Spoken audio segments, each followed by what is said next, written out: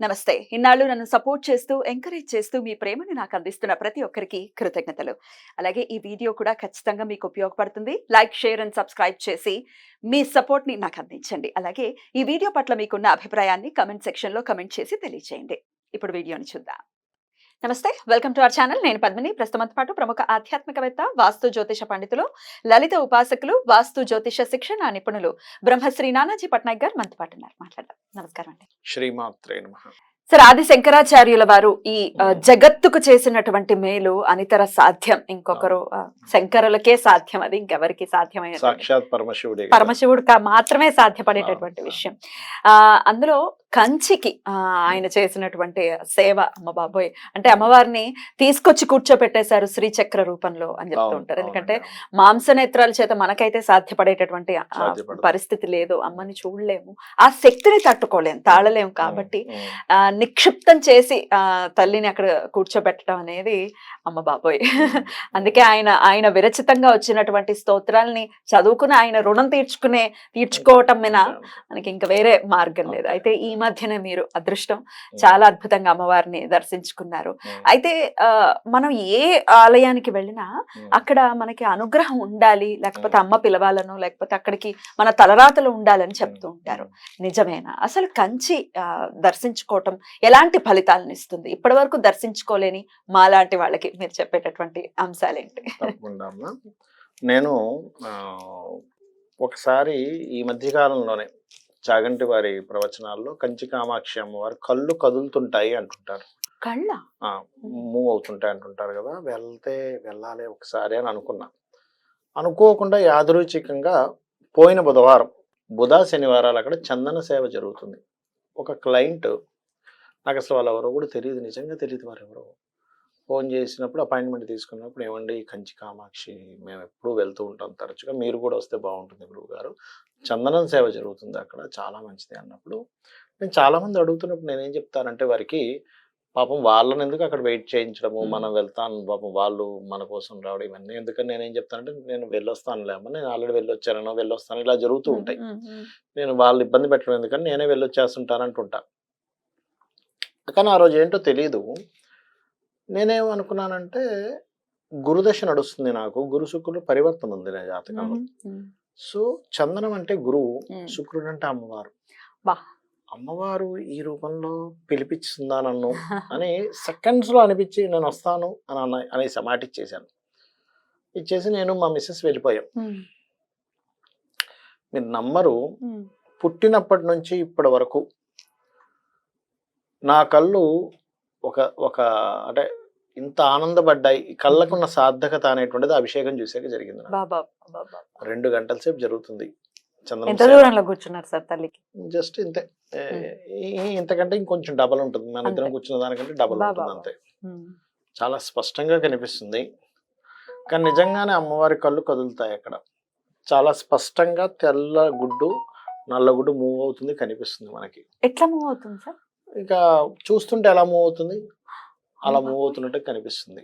హారతి ఇచ్చినప్పుడు కూడా ఇట్లా చూస్తారు. హారతి ఇచ్చినప్పుడు వేరే కనిపిస్తుంది, హారతి ఇవ్వక ముందు ఇంకా మనకు అలంకరణ చేయకముందు చూశాను నేను, అమ్మవారు కనిపిస్తుంది. అమ్మ ఖచ్చితంగా కనిపిస్తుంది. అలా ప్రతి ఒక్కరికి కనిపించేటటువంటి పరిస్థితి ఉంటుందా? ఉపాసనలో ఉన్న వాళ్ళకే కనిపిస్తుంది? లేదు, అందరికీ కనిపిస్తుంది. ఎట్లా అంటే అమ్మవారు ఉందని నమ్మకం ఉన్న ప్రతి ఒక్కరికి కనిపిస్తుంది.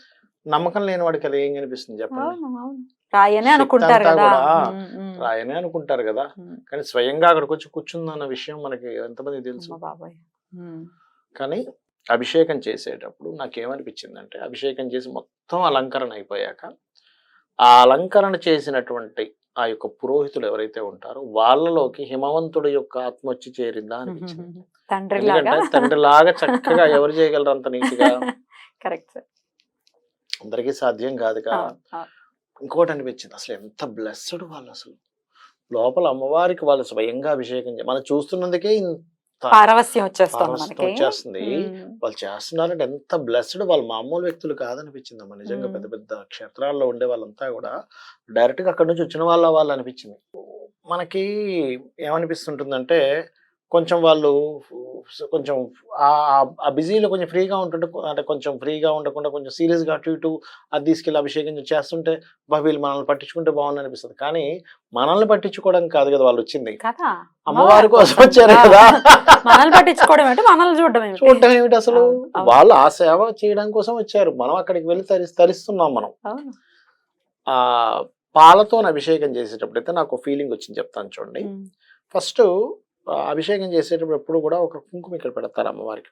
చేస్తూ ఉంటే మళ్ళీ మళ్ళీ అలా అలా ఇది అయిపోతుంది. సాయంత్రం పూట జరిగింది అభిషేకం. దాదాపుగా 4 గంటలకు అన్నారు అభిషేకం. 4:30 అయింది ప్రారంభం అయ్యేసరికి.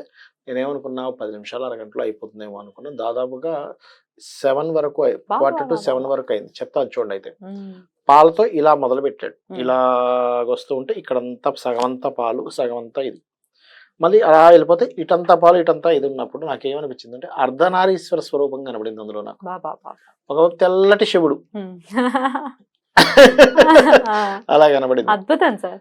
ఇక్కడ బొట్టు ఉన్నప్పుడు అభిషేకం జరుగుతుంటే ఆ బొట్టులో కలర్స్ చేంజ్ అవుతూ వస్తున్నప్పుడు ఏమనిపించింది అంటే పశ్చిమం వైపు అస్తమిస్తున్న సూర్యుడు ఉన్నాడా అన్నట్టు అనిపించింది. ఓకే, అసలు మొత్తం అలంకారణ అయిపోయాక అమ్మవారి నవ్వు చూడాలండి అసలు.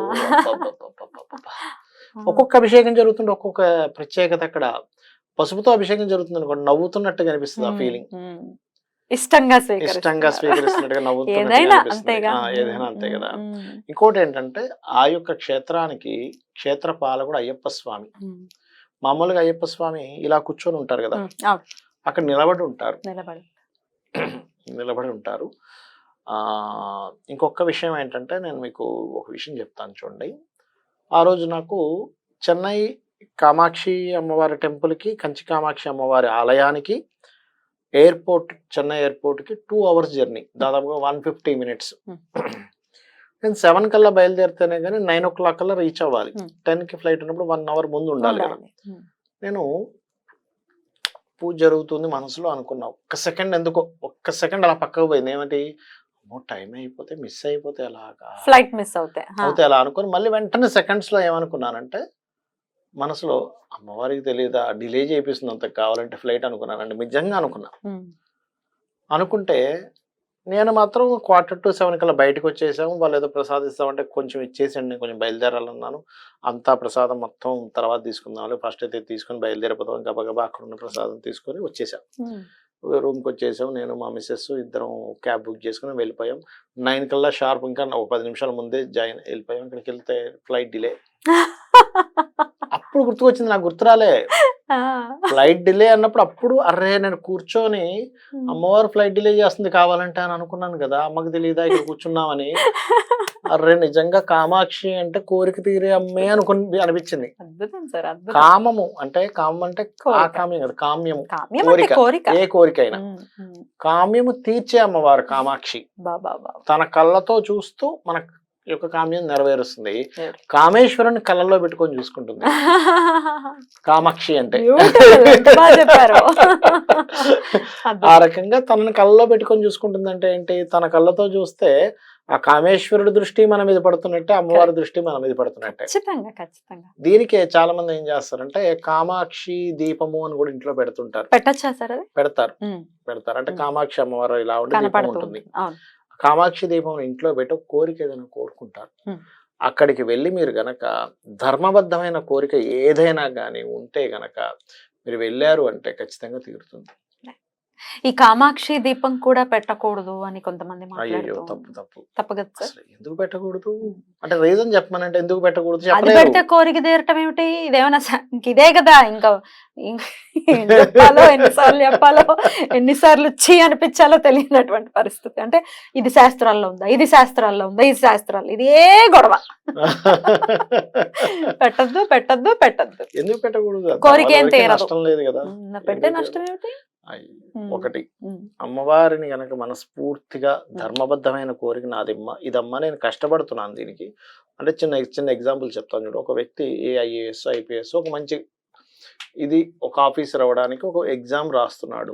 అమ్మ నీ అనుగ్రహం కావాలి, నా కష్టం నేను పడతాను, నీ అనుగ్రహం కావాలి, అవుతుంది.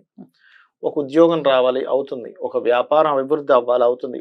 వివాహం అవ్వట్లేదు, అవుతుంది. సంతానం లేదు, అవుతుంది. అనారోగ్యంతో బాధపడుతున్నాను, బయటపడేసి అవుతుంది. అవును. అంటే ఎలా అవుతుంది అంటే మీకు రూట్ కనబడుతుంది, Yeah. ఖచ్చితంగా రూట్ కనబడుతుంది. చక్కగా పెట్టుకోవచ్చు కామాక్షి దేవి. 100% కామాక్షి దీపం పెట్టుకోవచ్చు. కామాక్షి అమ్మవారి ఆలయంలో నాకు మొన్న ఇంకో విషయం తెలిసింది వెళ్ళొచ్చిన తర్వాత. ఉమ్, పౌర్ణమికి ఉమ్, నవావరణ పూజ అని జరుగుతుందట అక్కడ. ఉమ్. అప్పుడట అమ్మవారు అంటే లోపలికి ఎంటర్ అవ్వనివ్వరు కానీ ఆవరణ అక్కడ కూర్చోవచ్చట. అమ్మవారట ఎవరిని అనుగ్రహిద్దామా అని తిరుగుతుంటుందట ఆ సమయంలో, పౌర్ణమి రోజు. అద్భుతం. అయితే వెళ్ళి తీరాల్సింది. వెళ్ళి తీరాలి. అయితే అమ్మవారి పిలుపు మాకు రావట్లేదండి, ఎన్నిసార్లు ప్రయత్నించినా రావట్లేదు అంటే అమ్మని ఏమని కోరుకోమంటారు, ఎలా కోరుకోమంటారు? ఏం లేదమ్మా, సింపుల్ గా అమ్మ నేను నీ దగ్గరికి రావాలనుకుంటున్నా అంటే ఆటోమేటిక్ గా వెళ్ళగలుగుతాం. అంతే, మనస్ఫూర్తిగా కోరుకోవడం. కోరుకోవడం ఇప్పుడు వెళ్ళిపోవాలి అని దృఢ సంకల్పం ఉంటే ఎలాగైనా వెళ్ళిపోతామండి.